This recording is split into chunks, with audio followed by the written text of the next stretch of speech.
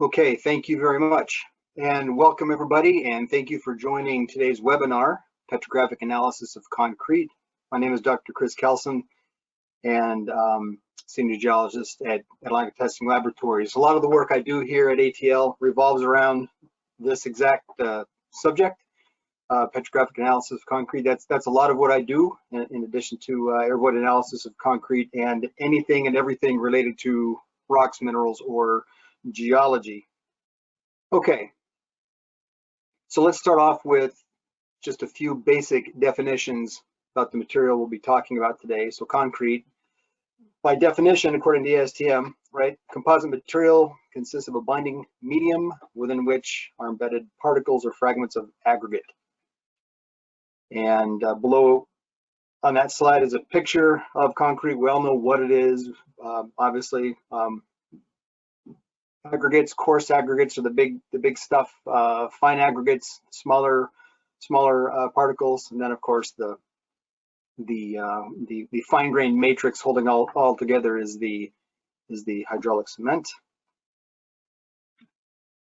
It's important to keep in mind that concrete is the single most widely used material in the world, and it's the second most widely consumed material in the world after water.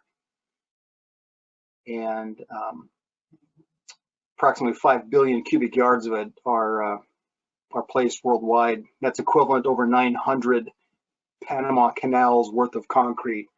So it's a huge business. It's a really big deal in the building materials world, obviously, and just the sheer volume of this stuff that's made and used every year obviously takes a huge toll on resources. So that's topic for another time.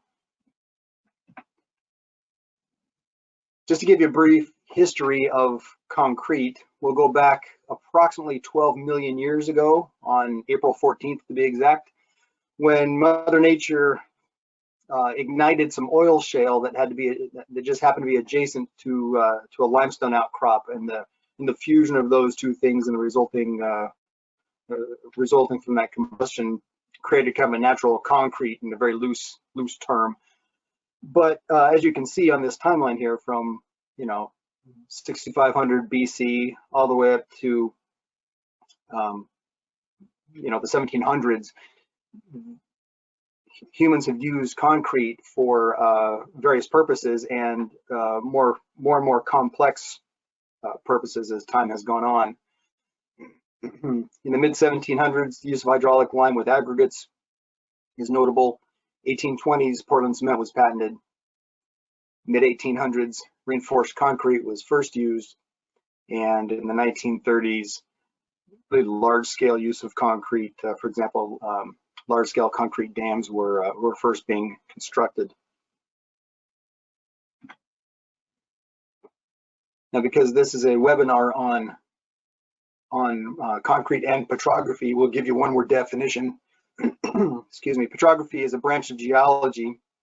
It deals with the description and classification of rocks by use of the microscope, and we use what are called thin sections to do this, and I'll talk about this more in a minute. So just to touch on this briefly, concrete's been around for a while. Petrography has not been around for very long, but it's kind of the perfect union of these two things, which allows us to do what we're going to discuss today. So the big question is, why do we even need to use microscopes to analyze concrete? The short answer is your eyeball is only good enough to see certain features within the concrete, but not all the features. So for example, if we take a look at this randomly selected concrete core, your eyeballs can pick out the coarse aggregates. Your eyeball can see that there is a very fine-grained material that is gluing everything together, right? That's the cement paste.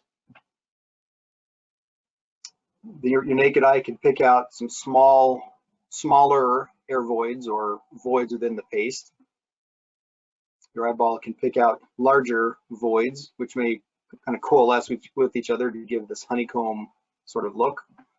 And of course, your eyeball can easily pick out the embedded steel, in this case, within this concrete core. But there's a whole other world here that we're not seeing, and that's why we need to use microscopes. So there are several different types of microscopes we can use. The two I'm showing you here, the binocular microscope, otherwise known as the stereoscope, and the polarizing light microscope, are kind of the two grandfathers of them all, I guess. We can also include, the scanning electron microscope and the electron microprobe and other more fancy tools. But today we'll just focus on these two guys. So the binocular microscope, or the stereoscope, I'm sure everybody is familiar with. This is similar to what you probably used back in high school when you're dissecting crickets or worms in biology class. It's called a binocular microscope because there are two oculars. This particular example has a digital camera mounted on the top, so we can take digital images of what we see through the eyepieces. The sample, in this case, it's a concrete core that's been cut in half, or whatever sample you want to look at. You just simply place it on the stage and turn the light on to look through the oculars. Binocular microscope is very useful on a very basic level because, first of all, it doesn't require really any sample prep. Whatever you put on the stage is what you're going to see. The more you prepare the sample, for example, this piece of concrete is cut and polished, so the more you prepare it or polish it, in this case, the more details you're going to see. This picture in the upper right is that piece of concrete that we're seeing, and again, just polishing it helps bring out a lot of the detail. This little white square, if we were to blow that up and look at it here on the lower right, that's what we'd see, again, using this type of microscope. So the upside of this scope is that this microscope is no sample prep basically is needed, or very little. The downside is, depending on the binocular microscope you have at your disposal, you might be able to magnify things from anywhere from 8 to almost 60 times, maybe more, maybe less, but that's the kind of basic range of magnification. That helps bring out details in the sample that your naked eye can't catch, but still there is more to see. So for that, we need the polarizing light microscope. Now the polarizing light microscope functions a little bit differently. Again, there are two oculars here. There's a digital camera on this model on the top, but basically there are two polarizing filters or lenses. One is here and one is here. The light source for this microscope is down below the stage. Just regular white light is shot up from the light source through the stage, and you put your sample here, and then so the light is going through one polarizer, so it's called plane polarized light by the time it hits the stage. And if the upper polarizer is engaged into the light path, then you have what's called cross polars or cross polarized light. And in petrography world, you can look at samples with that upper polarizer either in or out, but the bottom one is always in. The advantage to this microscope is that you can see really fine details within the sample. This particular microscope shown here can get down to about 400 magnification. The downside to this microscope is that A, it's more expensive than the other one, and B, you have to do some pretty significant sample preparation in order to use it. We make what are called thin sections, which is essentially a glass microscope slide with a section of the concrete glued onto it. And the concrete on there is so thin, 30 microns thin, or thick to be exact, right? It's about 1/3 the thickness of a human hair. It's so thin that light can pass through it, and therefore we can see it with this microscope. Now 30 microns is about the thickness of a standard thin section in petrography world. For concrete petrography, we usually play around in the neighborhood of 20 to 25 microns thick, so even thinner than that. Anyway, the blue color is a result of blue colored epoxy that was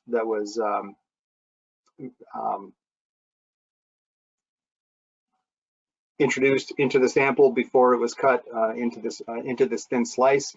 The purpose of the epoxy is to A, hold the sample together, and B, also highlight all the open spaces and whatnot with it, so it's a little easier to work with. Just an example of the difference that you would see using the polarizing light microscope in plane versus cross polarized light. These two images are looking at the exact same thing. The image on the left is the sample under plane polarized light. You can see most everything under the field of view, in the field of view here, is transparent. A few little opaques, but most of the material here is transparent. But you can make out basic shapes, but you can't really tell what it is. When you cross the polars, you're basically splitting the light beam into two rays, which interact differently with different minerals. I won't go into the optical physics here, but the bottom line is every mineral will basically have a characteristic optical property, including color, and you can then identify one mineral from the next. So looking at this picture on the right, I see not only the shapes but also the colors here. It tells me this is all these little round guys are made out of quartz, and we're looking at a quartz siltstone or fine grained quartz sandstone or something. And again, the polarizing light microscope that I just showed you can go up to 400 magnification. Others can do more or less. So just a brief history of the marriage between concrete and petrography. In the mid 1800s, it's when the first polarizing light microscopes and thin sections first invented and first came on the stage. 1880s, the first application of using the petrographic microscope to look at cement clinkers. 1915, actual hardened concrete under the microscope. In the mid 1940s, epoxy resins were developed to really aid in the preparation of thin sections, which enabled this science to really take off. And by 1960, we had routine construction and analysis of samples using thin sections using the petrographic microscope. So concrete petrography isn't that old of a science. I mean, it's 60 years old or so, maybe. So it's a relative newcomer onto the scene. Okay, question number one. Chris, a question while we're waiting. What type of equipment is used to cut a section of concrete that thin without crumbling? Essentially, how are the thin sections prepared? Well, that is a great question, and I'll try to answer it in 20 words or less. What's needed is to first of all get a piece of the concrete, vacuum impregnate the epoxy into it first, then take that piece of concrete that's already been impregnated with the epoxy, then mount trim it down to the size that'll fit on a glass microscope slide, shave it off from the back end until it gets kind of sort of thin, and then you need to put it on polishers with successive finer grits to get it down to the required 25 or 30 microns. So specialized equipment is necessary, specialized lab equipment is necessary. It's a real fine art to be able to make thin sections. It's a laborious and time-intensive process. Great question. Thanks, Howard. Thank you, Chris. You can continue. Okay, so question one. Which type of microscope requires the sample to be mounted on a glass microscope slide? That's option C. That requires the thin section, polarizing light microscope. So why is petrographic analysis of concrete important? Well, it can help us determine a lot of things about the concrete. And I'll just make I just made a quick shopping list here of what they are. Big one, why is the concrete failing? Why is concrete deteriorating? 99.999% of all the samples that I personally work with here at ATL, people are having problems with the concrete and they want to know what the problem is, and that's a big one. But we can also figure out other things about the concrete, including, water cement ratio, what type of aggregates, are there any deleterious materials within the concrete? Are they causing the concrete to fail, or potentially? Talk about the air that's in the concrete. Is it carbonated? Is the concrete carbonated? The porosity of the paste or aggregates, is it damaged by fire or freeze thaw, freeze temperatures, by the way. So a lot of information can be gained through petrographic analysis, and those are big ones, but that's not a complete list. So just to give you some visual ideas, can concrete petrography tell us why concrete is deteriorating? In this case, the answer is no. It's pretty obvious why that concrete is not behaving like it should. But when we have examples like this, so for example, these three cores all represent the same placement of concrete, exterior concrete from a sidewalk. You can see that, again, they're all the same age and they're all about 3 months old, but you can see that the one on the left is kind of sort of still holding together. The one in the middle is completely falling apart, and the one on the right is getting bad. So why is that happening? Petrographic analysis can certainly shed some light on this. A couple other pictures on the bottom of this slide. On the lower left, this is a part of a concrete dam, and it's cracked, and there's some white stuff coming out of the cracks. What is that white stuff, and why is it there, and why is it cracking? That's again a great candidate for petrographic analysis. Lower right, exterior sidewalk. Why are all the pop outs? Why is it falling apart? Great candidate for petrographic analysis. Why is it happening? What's doing it? Your driveway might look like this. Again, the surface is crumbling and falling apart. Why is that? Petrographic analysis can help. Here's an example of concrete that was certainly discolored because of a nearby fire, a fire on the nearby formwork. And the question is, well, was this concrete actually damaged by the fire? It got discolored, but is there damage to it? Petrographic analysis can help. Just a couple other pictures. Another sidewalk with pop outs and this, weird orange staining. What's going on there? Great candidate for petrographic analysis. As is this. This is the corner of the exterior of a building where a window is, and there we see some corroded rebar, embedded steel in there, and all this cracking. Why is that happening? Why is it corroding? Great candidate for analysis. And then in a corner of a building with more of that mysterious white stuff coming out of the cracks. Why is it cracking, and what's that white stuff? Well, petrographic analysis is the answer to help figure out what's going on there. So what I want to do is just take a brief walk through some of the more common things that petrographic analysis can tackle. And first and foremost on the list again is, why is concrete deteriorating? We'll start off with looking at alkali aggregate reactions, otherwise known as AAR. Basically, these are chemical reactions that are occurring between the paste and the aggregates within the concrete. Disequilibrium reactions. The aggregates and the paste aren't playing well together, and there's a problem chemically between them being in contact with each other, and that can result in problems. So just a few basic ideas here.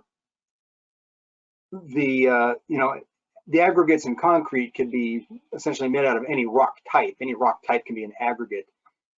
It's safe to bet, though, that whatever rock type you're using for an aggregate, it's going to have SiO2 in it, which is silica / quartz, and it's silica and quartz, same thing. Carbonate, CO3, and aluminum oxide, Al2O3, in various proportions. But you're going to find all three of those things within the minerals within that aggregate particle. The paste is very alkali rich, right? It's rich in sodium and potassium, and has a pH of about 13 to 14, very basic pH. So with all of this in mind, we can talk a little bit more about these about the alkali aggregate reactions. And historically, these have been broken up into two categories. ASR stands for alkali silica reaction, and ACR, which stands for alkali carbonate reaction. So I'm going to address each of these separately, and then make a comment about both of them on the tail end here. Let's start off with ASR, alkali silica reaction. I think we've all heard of this. It's definitely the more commonly discussed of the two. Again, a chemical reaction between the alkalis and the paste, water, and aggregates that contain certain varieties of silica-rich minerals or materials. So I've made a short shopping list of the minerals or rock types that have a high silica content. Not only a high silica content, but it's the type of silica. I'll explain that in a second. But the list would include opal, right? Chalcedony, cristobalite, tridymite. These are polymorphs of the mineral quartz. Volcanic glass or obsidian. Any volcanic rock, basically. The ones that are intermediate to felsic in composition would be more problematic overall because of their higher silica content. Chert, otherwise known as flint, and what we call strained quartz. So what these things all have in common is that they're all relatively rich in SiO2, or made of nothing but SiO2. In the case of opal and chalcedony and volcanic glass, those are made out of silica, but very disordered silica on the atomic level. And chert is very fine-grained quartz as well, basically fine-grained silica. And strained quartz is something you run into with metamorphic rocks. So if your aggregate is made from metamorphic rocks, so gneiss or schist or quartzite, right? A rock that's been subjected to heat and pressure, right, by Mother Nature. The heat and temperature that Mother Nature put on that to make it a metamorphic rock disorders the silicon and oxygen atom atomic arrangement within the quartz that was normally there, and deforms it, giving it what's called strained quartz. And that the straining of the crystal lattice of the quartz makes it more susceptible to ASR. The bottom line here is that when you have any of these rock types with water, right? Not water that hydrated the paste necessarily, but water also that migrates through the concrete, right? Plus the aggregates, you end up making a gel that expands in the presence of water, and those start to crack the aggregate, and then eventually the concrete. This ASR gel was first identified by a guy named Tom Stanton back in the 1930s in California. So for you chemistry geeks, here's the formula for what's happening here. Here's our quartz or our silica. Here's water. Here's the sodium hydroxide from the paste, and this is the composition of the ASR gel. Notice there's water in it. So this isn't a mineral. This isn't a mineral. It's an amorphous gel, which has its own funky optical properties when you look at it under the microscope, but it's not a mineral. So what you'd see on a macroscopic level due to ASR, you'd see something, and again, a lot of things can cause what I'm showing you pictures of here. Okay, so just because you see concrete cracking like this, that doesn't necessarily mean ASR. You'll need a petrographic analysis to determine for sure. In this case, that's what's doing this. It's called map cracking. Pop outs, if you see aggregates with what we call reaction rims, right, a little dark rim between the aggregate and the paste, that's telling you that there's some chemical disequilibrium probably happening there. And efflorescence is the white stuff in this case that's it's emanating from these cracks within the concrete. That efflorescence is the gel. Efflorescence could be other things as well, but ASR gel is definitely a candidate. Just to give you a visual of what ASR does to concrete, I took a piece of concrete core, cut it in half, polished it, and then I spread some pink powder on the surface to give you to really highlight the cracks and voids. You can see some air voids here, but air voids, but you can see these cracks that are created by this expanding gel by ASR. So some of these aggregates are reacting with the paste and then water, right? There's a reaction rim. the gel forms and expands and cracks, and it just keeps on going. So these cracks go both through the paste and the aggregates. You can see underneath the microscope. This is what it looks like. This is in plain polarized light. I'll show you a bunch of these pictures. So the angular shapes are the aggregates. The brown material is the paste, and this pink thing is an air void. So this piece of concrete was impregnated with pink epoxy to show the open spaces. So this is an air void, and this material with all the cracks in it that's lining the void, that's the ASR gel. That's what ASR gel looks like under the microscope. So I don't know exactly which aggregate produced the gel. I don't see where that's coming from. I don't see a crack that's leading into this void. I mean, the gel is mobile. It expands and moves throughout the concrete and moves from the aggregate into the paste, and so it's not static. But understand the the thin sections are looking at something in 2 dimensions.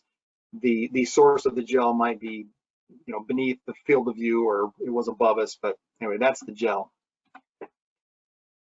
Another picture of what ASR gel looks like. This is a void almost completely full of ASR gel.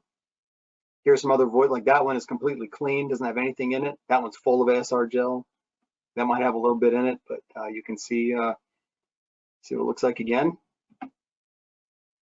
Another interesting picture here. The red dashed line shows the boundary of an air void. So this is the air void present day. It's still got a lot of open space. This purple is the open space. This used to be all open space, but 2 things have started to mobilize through the concrete and fill up the air void. So first we have what's called ettringite. Ettringite this is secondary ettringite. It's just the mineral that's formed from water moving through the concrete. It's leaching out ingredients from the paste and redistributing it as ettringite, reprecipitating it as ettringite within the air void. This isn't secondary ettringite is not harmful to the concrete, but it shows evidence of water movement or moisture. And then we have gel deposited on top of that. So when I'm describing this to a sample to a client, for example, I'll be able to tell them there have been a couple different episodes of things happening within the concrete, all due to water, right? Ettringite first, and then gel being deposited on top of it. So the gel is younger than the ettringite, just based on how it's forming in relationship to it within this air void. It's important to also understand that once ASR gel starts, once ASR starts and gel starts to form, that's a train you're not going to be able to stop. If there's silica present and the water's present and the alkali and the paste is present, those 3 things are there, you're gonna produce ASR gel, and this is gonna just keep continuing. The only way to stop this train is to remove one of those ingredients, but difficult once it started. You can try to mitigate ASR, and I'm not going to go through this whole slide, but basically you basically just want to maybe be careful about what you're putting into the concrete before it's made, just to make sure this doesn't happen. So first and foremost, you want to try to minimize the aggregates that you're using, the silica content of the aggregates, or the type of silica, right? You want to minimize your concrete's exposure to water. You want to try to minimize the concentration of the soluble alkali in the cement paste, and maybe consider replacing part of the high alkali cement with some sort of pozzolanic admixture to try to mitigate that. All right, question number 2. Chris, another question. Is silica stability what is driving the reaction to create ASR gel? In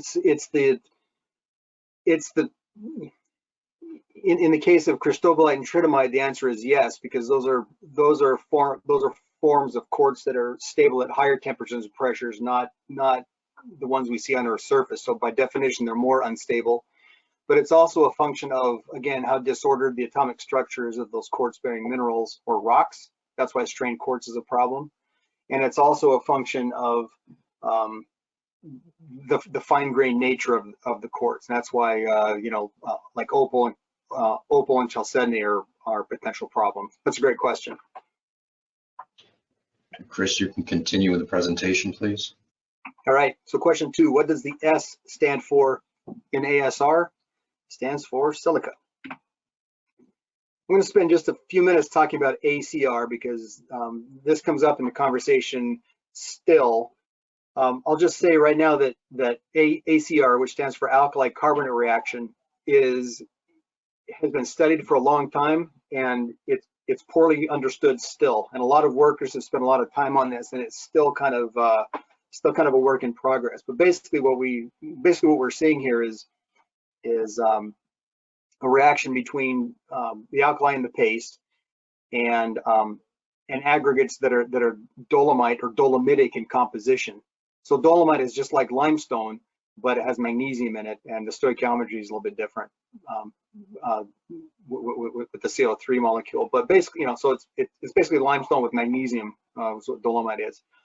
Anyway, dolomitic aggregates plus the alkali and the paste end up giving some different products. You form calcite from that. You create sodium carbonate, and you form a mineral called brucite. And this is a picture of what dolomite looks like under the microscope. You can see these little rhombohedron shapes. That's typical of carbonate minerals, calcite plus dolomite, and siderite and a bunch of other carbonates. You need a chemical analysis of that to make sure it's actually dolomite, but that's what it looks like. So the idea here is that the conversion of dolomite to the product calcite is something called de-dolomitization, and a lot of people have attributed ACR, which again is detrimental to concrete, from this reaction. ACR is basically results in the concrete expanding and cracking as well. The only problem with that is that the products here, the calcite, sodium carbonate, and the brucite, the products here are volumetrically smaller than the reactants. So this itself is not an expansive reaction. So then the question is, why does the concrete expand and crack when you have dolomite aggregates, right? Dolomite isn't silica rich, right? There's no SiO2 in that formula, but yet you still see what basically looks like ASR when the thing cracks. So we're getting back to the idea that there are other ingredients in the dolomite aggregates than just dolomite. And here's a good example of this. Again, picture from the microscope. Another microscope. This is under cross polarized light. So this is an aggregate of dolomite. All of the brightly colored specks are the dolomite crystals, but you can see some gray colored things in there. That's quartz. That's silica. And if you were able to really go down with the microscope on this to hundreds and hundreds of times, you'll see there are clay minerals in there too. I mean, Mother Nature doesn't make pure dolomite. Oftentimes there are impurities in there, such as clays and little quartz, bits of quartz. So it's probably that. It's probably the quartz and the clay component, or both, or either one of them, that's again mixing with the alkalis and water to create essentially ASR. I mean, you get gel from this too. Slightly different composition than ASR gel straight, but it's gel nonetheless. So historically, this has been treated as two different things. Present day thought is basically saying, look, we're looking at a continuum of basically the same thing. It's all basically ASR, but here you're dealing with dolomite aggregates with a little bit of a silica component in them, but it's all in that. They're all related. They're all basically the same thing. Okay, let's switch gears here and talk about something else we can see with the microscope with concrete. We can see if the paste has been carbonated or not. Now, the carbonation of concrete paste is a natural thing. It occurs when water and CO2, either from the soil or the atmosphere, mix together to form carbonic acid. That carbonic acid is then introduced onto the concrete through, again, the atmosphere, or melting snow water or rain or whatever. It mixes with the portlandite and starts turning the cement paste into more of a calcite composition. So carbonation starts acting on the concrete from the second it's placed and hardens up, and as time goes on, the the extent of carbonation, which starts at the exposed surface of the concrete and goes deeper and deeper over time, right? And the rate at which that happens depends on a lot of things: temperature, humidity, exposure to the atmosphere, the water cement ratio of the paste, etc. The end result here is that carbonated paste, it ends up having a pH of about 9 instead of 13.5. So carbonation of the paste lowers its pH to 9 or maybe below that. This is bad if your concrete has embedded steel in it, because if the paste around the embedded steel becomes carbonated, the passivity layer that existed between the paste and the steel is then removed, and corrosion can start on the steel. I do a whole other PDH on that process as well, just FYI. The good thing about carbonation is that carbonated paste has a lower permeability than non-carbonated paste. So this would actually reduce over time the concrete's ability to absorb any sort of chemical attack from external sources based on the lower permeability. You can determine the depth of carbonation generally by using phenolphthalein.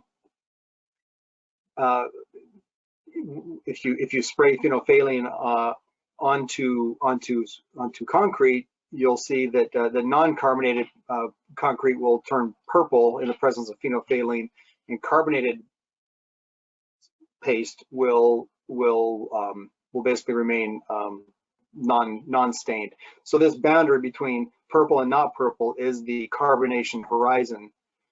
When you look at this under the microscope, this is what you see. So this is under cross-polarized light. This is the surface of the concrete. There's a scale bar down there, 500 microns for reference. But basically what I've done is I've included a white dashed line here to separate the carbonated paste from the non-carbonated paste, and it's pretty easy to see under the microscope. But I want to point out here that the carbonation horizon isn't uniform, right? It's not just a flat uniform depth underneath the surface. It undulates. It's higher in some places, or closer to the surface in some places, and deeper than others.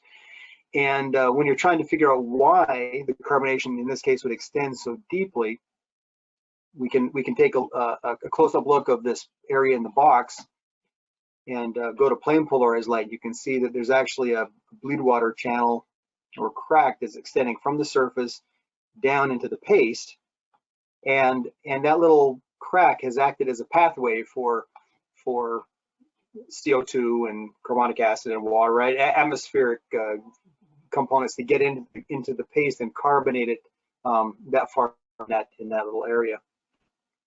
Question number 3, please. Here's another question. Do hardeners affect carbonation to provide sealing and dust proofing of concrete?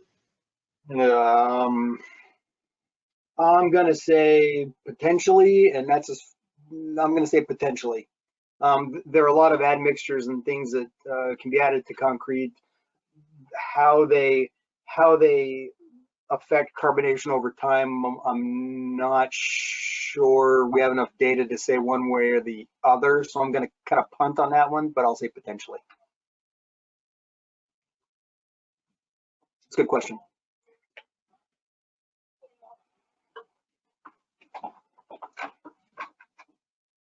Please continue with the presentation. All right, question 3. Carbonated cement paste has a pH of 9 or close to it. Moving forward with some of the things we can see with the petrographic analysis of concrete. Another sample that came through the door where the client was trying to figure out why the surface of the sidewalk was deteriorating. So we're looking at this is the surface of that exterior concrete, where this is the surface you'd be walking on, on the sidewalk, as shown by the mouse cursor.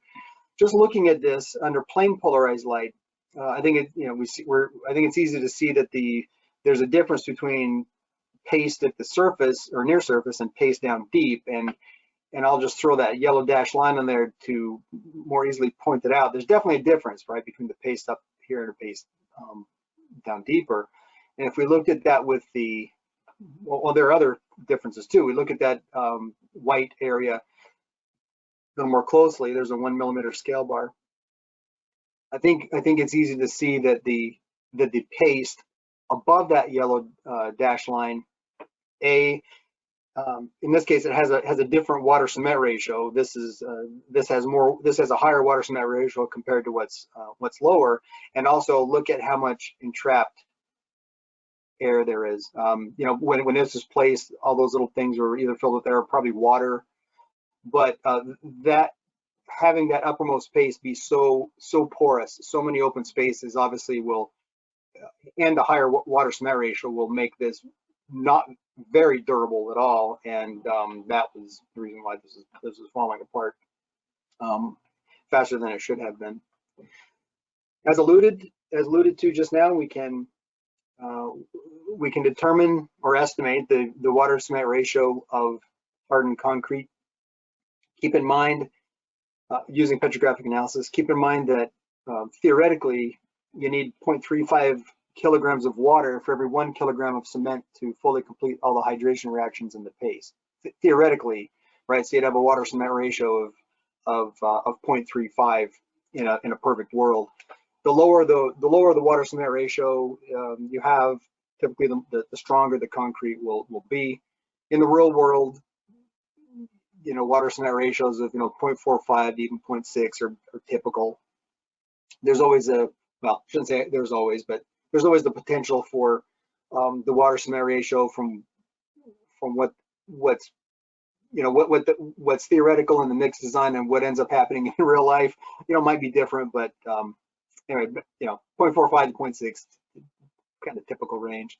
And again, the lower the water cement ratio, the stronger the concrete. So I've included two quick pictures down here just to illustrate the difference. The picture on the left, these are both in plain polarized light. The image on the left has paste with a lower water cement ratio compared to the picture on the right, which has a higher water cement ratio. A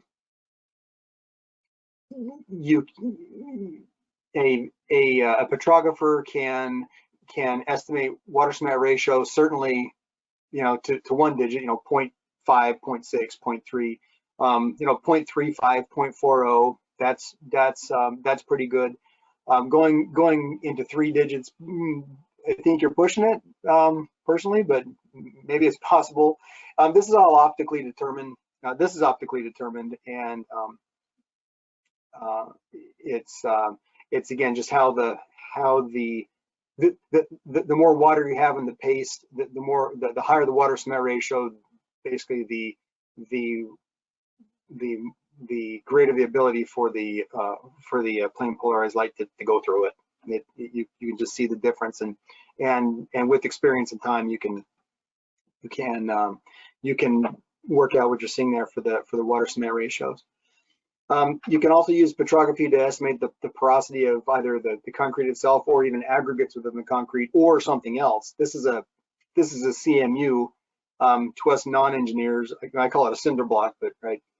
But basically, this is what it looks like under the microscope. There's a 1 millimeter scale bar down there. You can see, first of all, that overall this field of view shows a lot of pink. So this sample was impregnated with pink epoxy, again, to highlight all the open spaces within the material. There's a lot of pink in this field of view, probably pushing 30% maybe, just with my eyeball looking at it. But what's interesting, so you have an aggregate here. The aggregates, the paste is the brown stuff, and again, these are the air voids, all the entrapped air that was in it. But take a look at the aggregates themselves. You can determine the porosity of the individual aggregates. This aggregate has a lot of pink in it, right? It's got a lot of pore spaces, a lot of open spaces, whereas this one basically has none. So, with computer, with my computer statistical software, I can take an image like this and basically have the computer tell me how much of that field of view is pink, and come up with a general estimate of how much of that is open space, what the porosity is, either in an aggregate or the field of view. I alluded earlier to the fact that petrographic analysis is useful to determine if concrete was structurally compromised, in this case by fire. I'll go back to this example. This concrete was placed on day one, and within a day or two of that being placed, the formwork above it caught on fire, and so the folks were obviously worried. Well, was this concrete affected by the heat from the fire? So several cores were taken. Some were taken for compressive strength testing, and some were taken for petrographic analysis. And of course, what I'm interested in looking at is the surface of the concrete that was in direct, that was taking the full brunt of the heat, right, from and smoke from the fire. So I took one of those cores, I cut it in half, I polished it. This surface is the surface that was in direct contact with the heat. My eyeball can't really pick out anything per se in this. I mean, if fire damaged concrete will macroscopically have a noticeable color change. I can't see much here, but that doesn't mean something didn't happen. When I look at the surface of this core underneath the microscope, there's a scale bar down in the lower right corner. That's 200 microns. So we're looking at aggregates. Here's the surface of the concrete that was directly facing the fire. You can see that the uppermost, 200 microns of the paste is darker in color. Dehydrated a bit, may have exposed to the heat, may have dried it a little bit compared to the stuff below, which is not that way. But what's of interest here, you see some cracks in the paste, you see some cracks around these aggregates, but you also see a couple aggregates themselves that are cracked. So the heat was high enough here to actually thermally crack some of these aggregates. That's like sitting around the campfire and having the rocks that make the ring around the fire pop because of the heat. It looks like some of that did happen here. And in this particular aggregate, this big one in front of us, you can see that the cracks actually correspond to crystallographic grain boundaries within the aggregate. So the heat certainly affected this concrete at least a little bit. The end result was that it didn't fatally weaken the concrete and things were okay. But this is just an example of what you can see with the microscope. I alluded to also earlier the fact that you can get a good idea of air within the concrete, not only the type of air, but also the amount of air, the amount of total air. So 1 millimeter scale bar here, this big kind of weird shaped air void, probably an entrapped air void, and these smaller rounder voids. Air voids are entrained air. So this concrete has both entrained air and some entrapped air. And the microscope is not the optimal tool to use to determine how much air is actually in here, right? To that you need to use a separate machine and a polished surface of core and follow a different ASTM. But you can again use statistical analysis and get a general idea of how much air is there. But it's a very approximate. You're looking at a 2D section of this thing instead of a 3D and a very small slice of it. So, but you can get air out of it. Another thing here too, just with this slide, notice that so we're looking at this under plane polarized light. Notice that the paste on this side, on the left side of the image, is kind of a purple magenta color, whereas over here it is not on the right hand side. So this is telling me that the paste here has a higher water cement ratio. It is able to absorb water and also absorb more of the epoxy, the colored epoxy here versus the paste over here. So you'd be able to offer a range of the water cement ratio for this particular sample. A very common thing that we look at with petrographic analysis is concrete that's cracked, and why is it cracked? And cracked concrete is a big deal, and concrete cracks for a lot of different reasons. And you'll need, among other tools, petrographic analysis to help understand why it's cracking. this is an example of a larger crack through the concrete. This is the surface of the concrete here. Again, 1 millimeter scale bar. But notice this crack very thin at the surface and gets wider as you go down. And if you follow this down into the concrete, it widens and narrows as it goes down. What's interesting here too is that there's kind of a subparallel crack over here that goes not only through the paste, but it goes through the aggregate itself. So, whether cracks are going through aggregates and paste or just around the aggregates and just through the paste, I mean, that tells you a lot about what's happening here, and those are all good things to note. It's also interesting to note here too that this crack, I'd bet money that this crack is relatively recent.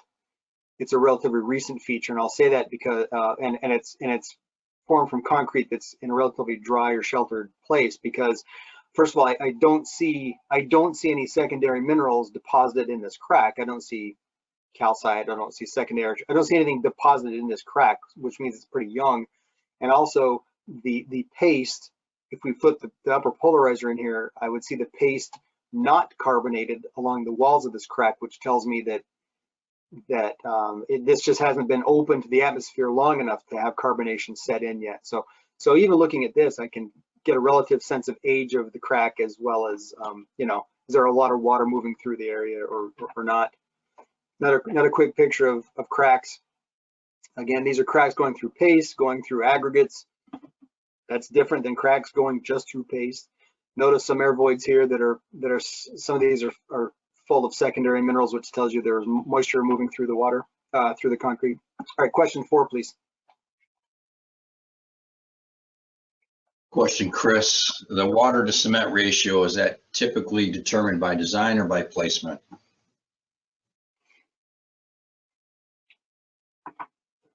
I'm going to say,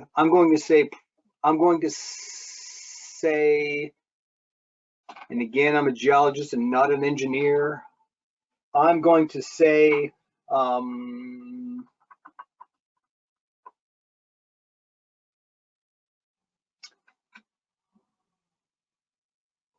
going to say that, well, the design will certainly state it. Any fluctuations in the water cement ratio will probably be dictated by the purpose which the concrete will serve. So that's as far as I'll go on that one. If anybody can wants to chime in on that answer, that's a great question though. Thank you, Howard. All right, please continue. Okay, question 4. Cement paste with a lower water cement ratio will typically be stronger compared to cement with a higher water cement ratio. Okay, just to wrap this up, we can use petrographic analysis to ascertain some just basic data about the concrete, including, what type of rocks make up the coarse aggregates. In this case, in cross-polarized light, we're looking at limestone, a carbonate rock, probably a limestone. We can see within this carbonate rock there are fossils. So this is a fossiliferous rock, crinoids and brachiopoid fragments. We see a calcite vein or a carbonate vein within the rock, just naturally occurring stuff, but stuff noted with the microscope. We see the fine aggregates are made of different rock types. Here we see feldspars and quartz and micas and amphiboles. So whoever made this concrete used a different rock to make the fine aggregates versus the coarse. Another example where we have different, here we have a metamorphic rock like quartzite making the coarse aggregates, fragments of probably igneous rock making up not only the fine aggregates, but also carbonate rocks like limestone making up some more of the finer aggregates. And petrographic analysis can also be utilized to this is kind of sort of concrete, but it could be used on just rocks in general.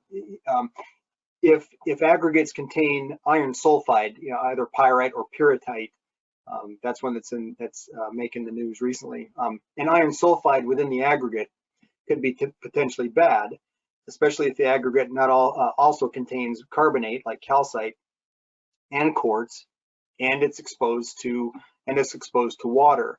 The idea here is that the combination of pyrite plus the carbonate plus water could potentially form gypsum, a secondary product, gypsum, the mineral gypsum, calcium sulfate, which is volumetrically greater than the starting ingredients. So that would cause the aggregates to expand and crack, and then the concrete would crack as well. So seeing in this case sulfide minerals like pyrite or pyrrhotite would identifying those potentially deleterious materials would be something you'd want to note when you're doing a petrographic analysis of the aggregates within the concrete. All right, question 5.